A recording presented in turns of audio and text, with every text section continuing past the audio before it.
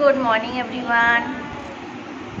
আশা করি তোমরা সকলেই ভালো আছো, আমিও খুব ভালো আছি। অনেকদিন পর আবার এলাম। তো এই যে মামা ঘুম থেকে উঠলো সবে 9:15 বাজে, আমরা উঠে গেছি। আজকে অবশ্য আমাদেরও একটু দেরি হয়েছে, তো বাজে আমরা উঠেছি প্রায় 8:30 নাগাদ করে উঠেছি। তা ওঠা মানে সকালে খুবই তাড়াহুড়ো থাকে। তো আজকে হচ্ছে মহালয়ার পরের দিন। আজকে বৃহস্পতিবার। তো সকালবেলাতে এই কারণেই দেরি হচ্ছে, কদিন ধরে উঠতে না, আজকেই বিশেষ দেরি হলো। কারণ কদিন ধরে আমাদের যে এসিটা একটু ডিস্টার্ব করছে, রাতের দিকে ঘুম হচ্ছে না ঠিক করে, মানে এসিটা বন্ধই রাখতে হচ্ছে। এই চতুর্দিকে এত লাইট জ্বলছে, তো পুজোর জন্য মনে হয় ভোল্টেজ নিতে পারছে না, ওই জন্য এসিটাও মানে ঠিকঠাক করে চলছে না, কাজ হচ্ছে না। তো আমাদের তার জন্য একটা বোধহয়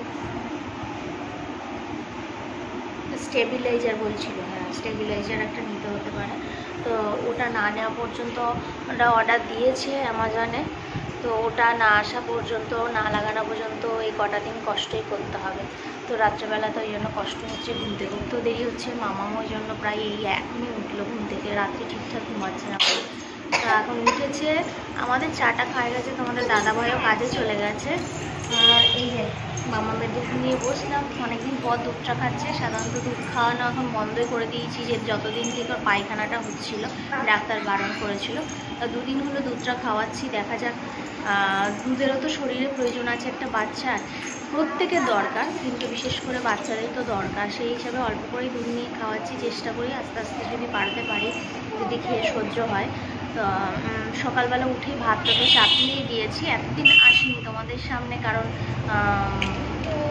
এখন আর ভালো লাগে না। কারণ তোমরা কেউ মানে উৎসাহ দাও না, তোমরা আর আমার পাশে নেই মনে হয়। কেউ যদি একটু সহযোগিতা করে, সবাই সবার পাশে থাকে, তাহলে হয়তো এই জিনিসটা হয় না। তা আবার ভাবলাম যে যাই হোক, আবার একটু শুরু করা যাক, মনটাকে ভালো রাখা যাক। তোমাদের সঙ্গে কথা না বললে, শেয়ার না করলে মন সত্যি ভালো লাগে না। তো ওই জন্য আবার শুরু করলাম। আর দেখো, কালকে গেছিলাম আইব্রু করতে, এবারে আইব্রুটা কি সুন্দর চওড়ার মধ্যে হয়েছে, আর একটু লম্বাও ধরনের হয়েছে। অনেকদিন পর করলাম, মুখটা বেশ ফ্রেশ লাগছে। তো মামামকে দুধটা খাইনি, ভেবেছিলাম সকালবেলাতে উঠলে পরে সব কাজকর্ম করে একবারে রান্না করতে বসবো। তো বেলা যখন হয়ে গেছে, তাহলে আর দেরি করে লাভ নেই। আর ওই জন্য রান্নাটাকে করে নিই, তারপর বাকি কাজকর্মগুলো করবো। তো দুধটা খাইয়ে বাকি রান্নাবাটা করে, ও তার আগে বলে রাখি, আমার আজকে জন্মদিন। তোমরা বড়রা সবাই আমাকে আশীর্বাদ ভালোবাসা দিও, আমি যেন সুস্থ থাকি আর সৎ পথে চলি, আর যেন আমি আমার যেটুকু কাজ করছি সেই কাজটাকে আমি যেন এগিয়ে নিয়ে যেতে পারি। এইটুকু আশীর্বাদ করো, আর মেয়েটাকে ভালোভাবে মানুষ করতে পারি। তো আজকে জন্মদিন ফার্স্ট আমাকে উইশ প্রথমেই করে আমার বেস্ট ফ্রেন্ড, যে সেই প্রথম করে। আমি স্কুল থাকতে করতাম, টিচারই যখন করতাম, তখন এক টিচার ছিল সরস্বতী বলে, সেই দিদিটা আমার থেকে সিনিয়র, তবে খুব ভালো, ওই ফার্স্টে উইশ করেছে। তো এখন আর নিজের জন্মদিন উপলক্ষে কারোর থেকে কোনো আশা রাখি না। নিজের জন্মদিন নিজেকেই ভালো রাখার চেষ্টা করি, তাতে ভালো মন্দ খাই বা কোথাও ঘুরতে না যায়, এইভাবেই। তো ওই জন্য সকালটা শুরু করেছি হাসি মুখে মামামকে নিয়েই। তো চলো আজকের দিনটা দেখতে থাকো, সঙ্গে থেকেও, জানি না কি হবে বা কি করতে পারবো। তো আমার ইচ্ছা ছিল, কদিন ধরেই মাছ মাংস কিছু খেতে ইচ্ছা করছে না, তো ওই জন্য বাড়িতে পনির ছিল, মাছ মাংস কিছু করছি না, পনিরের তরকারি করব আর 5 রকম ভাজা করব, বাস আর কিছু না। যদি পারি শেষে একটু চাটনি করব, নাহলে আর করবো না। পায়েসটা মেন, মা বললো যে পায়েসটা তো করতেই হবে, আমি সবার বেলা পায়েসটা করি, তো দাদাভাইয়ের বেলাও পায়েস করি, মামামের তো করি, আর আমারটাও তাই পায়েস করব। তো এই হচ্ছে আজকের মেনু। দাদাভাই কাজে বেরিয়ে গেছে, আর আমাদের সাধারণ মধ্যবিত্ত ফ্যামিলিতে এইটুকুই আনন্দ। চলো আজকের ব্লগটা দেখতে থাকো, সঙ্গে থাকো। মামা ওখানে বসে বসে খেলনাবাটি খেলছে, আর আমি এখানে করছি রান্না। একদিকে ভাত চাপিয়েছি, কাটাকুটিগুলো কালকেই করে রেখেছি, 5 রকম ভাজা হবে। আর পনিরের জন্য ওই যে ওইদিকে আলু কেটে রেখেছি, আর 2টো ডিম সিদ্ধ দিয়েছি, পাস্তা করে এটা খাবো। পাস্তার দিকে চাপিয়ে দিয়েছি। আজকে স্পেশাল মেনু, সকালবেলাতে ভাবলাম আজকে একটু পাস্তা করি, প্রতিদিনই তো ভাত খাওয়া হয়, তো পাস্তা খাবো, তারপর এই একদিকে রান্না করব, একদিকে কাজ করব, এইসবগুলো করব।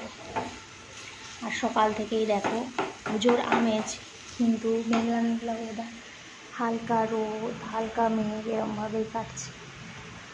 টেস্টি হয়েছে।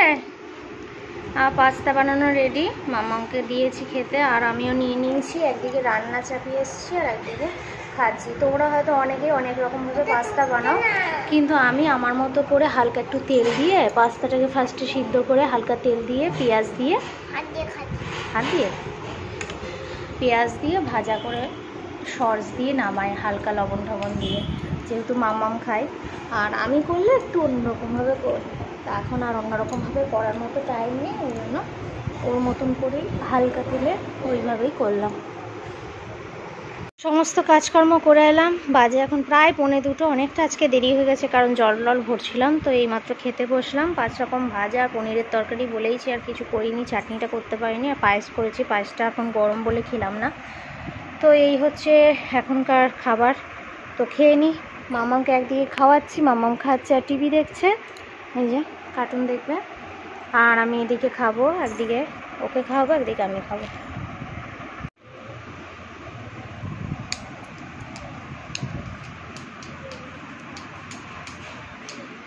যাও তুমি রং পেন্সিল আর খাতা নিয়ে এসো, আসো রং করবো।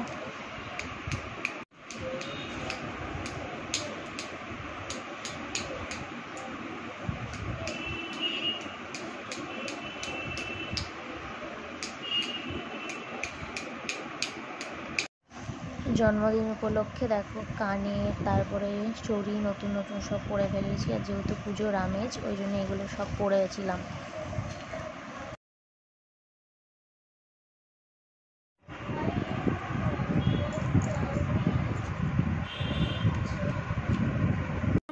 মামামকে এখন খাওয়াতে বসলাম, বাজে এখন 9:11। আজকে একটু দেরি হয়ে গেল, কারণ একটু নিচে গেছিলাম, দরকার ছিল, মামিরা এসেছিলো, কেক ফেক কাটিং হলো, তো আমরা দাদা ভাই একটা কেক নিয়ে এসেছিলো, তো ওই আর কি হলো। তো মামামকে ওই দিনের যা তরকারি আছে ওই দিয়ে ভাত খাওয়াবো।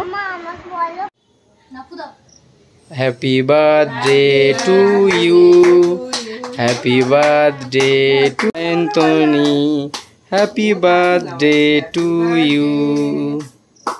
বলো হ্যাপি বার্থডে। আমি কেকটা কাটতে দেখি, মা কেকটা কাটতে দেখি, একটু মামা একটু খাই দাও। টুনটুনি একবারে পাপাকে একটু খাই দাও। আজকের ব্লগটা এখানেই শেষ করছি।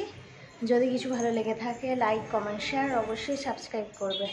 তোমাদের ভালোবাসা আশীর্বাদ আর সাপোর্ট কিন্তু আমার খুব দরকার। চলো টাটা, গুড নাইট।